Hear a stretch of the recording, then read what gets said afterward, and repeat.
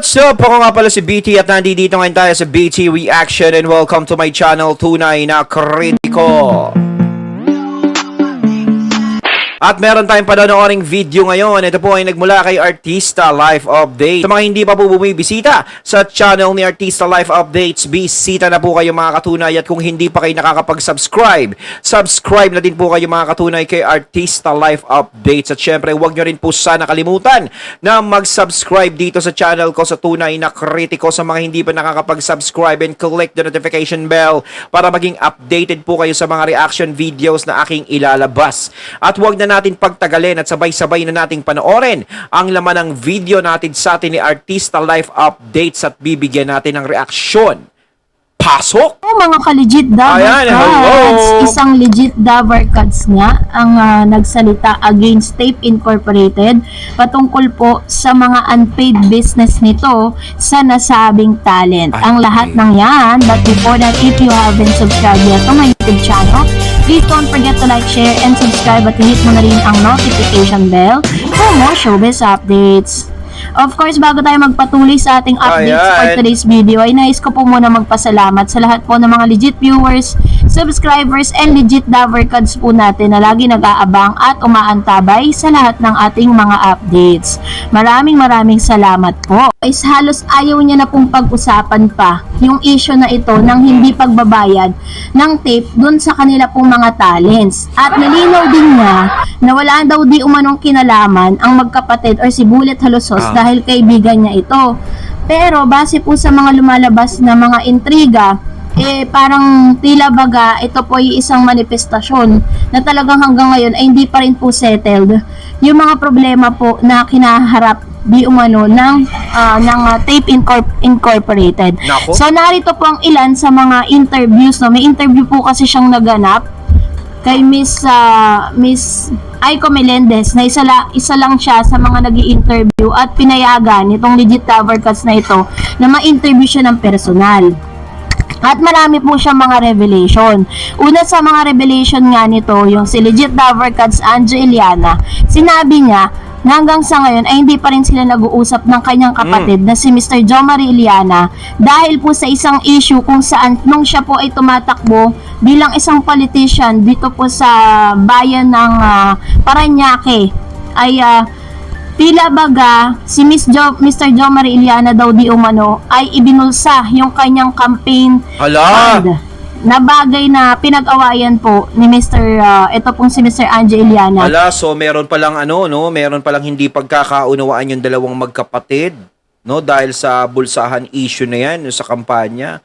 Bakit? Naku And Mr. Jomari Iliana. Pero isa rin sa mga natanong ni Miss Aiko Melendez dito kay Anjo patungkol sa issue ng mga unpaid salaries niya from tape hosting It Bulaga. Actor-comedian Anjo Iliana revealed that he also has unpaid salaries from television and production Exponent Incorporated for hosting noontime show It Bulaga. Sa report po ng Filipino Star ngayon, sinabi ni Anjo na may mga unpaid salaries approximately cover 5 to 7 months that he doesn't want to give the exact figures. Ayaw niya pong ibigay yung eksaktong figures. And sabi niya, he said that even his family, like the mother of his children, Jackie, doesn't believe that he's working for the noontime show without compensation. So, pati po yung asawa niya, pinaghihinalaan siya na bakit daw nagtatrabaho siya sa isang noontime program nang wala siyang sinesweldo. Hirap naman kasi yun Tipong asipag-sipag mo pumasok araw-araw tapos ano yan yung araw na ng sweldo, wala kang kinikita. Diba? Ang gara naman, parang nakakatamad naman. Kahit naman sino, papasok ka, sipag mo, ganito. Pero si Anjo naman kasi nakikita naman natin dati sa 8 Bulaga, is talagang araw-araw talaga siyang nandoon, bihira lang siyang mag-absent. Tapos pag araw na pala ng swelduhan, talagang madidismaya ka. Kung hindi lang naman si Anjo yung nangyari ng ganyang problema, di ba? Mayroon pang pumutok kay Jimmy, lalo na kay Bossing, no? Pero si Bossing daw, nabayaran na. Di ba? So, ito kay Anjo, parang, nabayaran ba? No, hindi pa. Hanggang ngayon, ako dapat isettle na nila yan. Kasi pinagtrabahuhan din niya ng mga tao, di ba? Anyway, sabi nga na daw ni Jackie, kaibigan niya, or kaibigan daw ko si Bullet, former Zamboanga del Norte Congressman Romeo Losos. Sabi ko, hindi ko alam kung may alam si Bullet dyan. Pero sabi ko, total sa inyo naman na pupunta yung sisingilin ko, okay lang. Pero sinasabi ko sa'yo, walang gumagawa niyan sa tape na nagsusumbong ako kahit kanino, sabi ni Mr. Anjo. According to Jackie, Losos said to her that he will check on the matter why tape has not given the salary. So talagang hindi pa nababayaran si Anjo dun sa mga naging trabaho niya sa Itbulaga. No? The actor-comedian also confirmed what former Senate President Vicente Tito Soto said in his interview that they have not received the pay but the value-added tax was already deducted. Ito po yung sinasabi ni Tito Soto Hindi pa nababayaran, may bawas. na talagang nakita po nila sa record or dun po sa deduction na na-deduct na yung VAT pero wala pa namang sinesweldo. Sabi Yun ang masama no? May bawas na, wala ka pang nakukuha. Eh di wow, eh di shing! Parang gano'n, no? sa akin ng asawa, sabi raw ng asawa ni Mr. Anjo, nagalit na naman. Sabi ni Bullet, nakalagay doon, bayad ka na. May bat na nga sabi ng kanyang wife. Anyway, di syempre, sinungaling na naman ako. This is precisely yung sinasabi ni Tito Sen na bakit BIR declared na yung bat, ibig sabihin bayad na. Kung hindi lumabas yung sinabi ni Tito Sen at paring Vic, walang maniniwala sa akin na may utang pa sa akin, sabi niya. Talagang gano'n. Nilalabas na yung yung binabawas na doon. So, ang nangyayari, talagang wala talagang nare-receive. Pero talagang may bawas na agad, may bat na agad si Batman. Diba?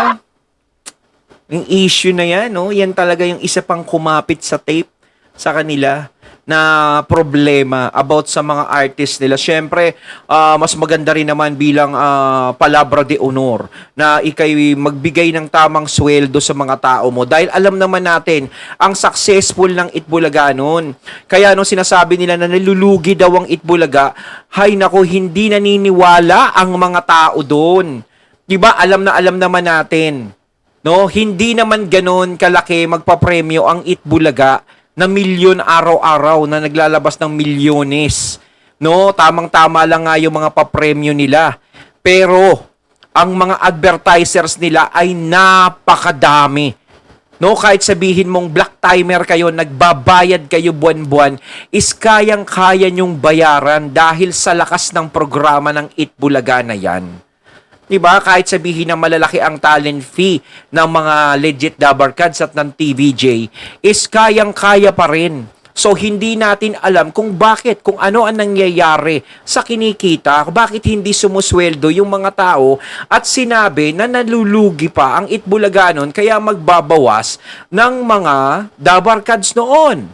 Diba? At hindi pa papapasukin ng TVJ na sa isang linggo, 3 beses lang. Samantalang ang TVJ ang kailangan sa Itbulaga. Tama! And he also said that he received part of his salary when the pandemic hit, but the tape ended to pay him when he accepted a show from Net25. So talagang masasabi mong ang dami po pala talaga na mga unpaid businesses pa ito pong tape at hanggang sa ngayon hindi pa rin So, po pag lumipat ka, hindi ka na nila babayaran. sa mga interview po ni Mr. Angeliana, sinasabi niya na as of the moment ay wala pa rin pong binabayad sa kanya. So, dahil dyan, kayo na po ang humusga. Ito na nga po, magbabasa tayo ng ilan sa mga komento ninyo patungkol po sa ating last update. Ng isang komento mula kay Alila Flower, mas maganda yata na si Miss Atasha ang maging kapare sa sitcom ni Bossing. Di naman language barrier ang problema dahil marunong naman si Atasha magtagalog at saka may script namang babasahin niya. Give her a chance to shine lalo na sa pagsasalita ng Tagalog. Kasi gusto po ng maraming mga followers ng EAT at ni Bossing na sana raw isama si Atasha Mulak bilang isa sa mga stars dito po sa kanyang gagawing mga sitcoms sa TV5 under MZ Production na Siguro hindi naman malabo na hindi maisama si Atasha dyan dahil kasama sa EAT yan. Ang alam naman natin dyan, kapag mga kasama talaga ng TVJ is lalabas at lalabas talaga for exposure sa mga sitcom ni Bossing Vic. Hindi makakalimutan ni Bossing yan. May-ari ni Bossing Vic Soto. Pero as far as I know, is e-ere na po ang parang mana-mana yun if I'm not mistaken.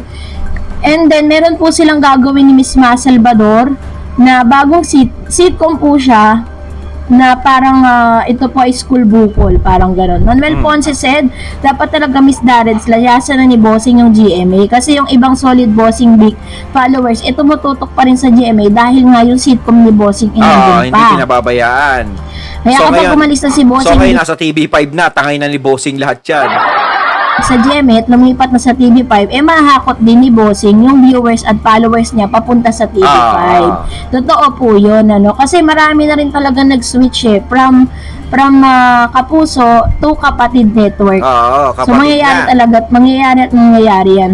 For how many years na rin kasi na part ng showbiz si Bossing, talagang na-create niya na yung kanyang fanbase. Sabi ni Cheryl Bronyola, sabi na nag-break na nangyari umpisa nung nakita ko dun na dinasuot ni Miles Ocampo ang couple ring nila ni Elijah. So yung pinakita ko pala kahapon, boyfriend niya yun.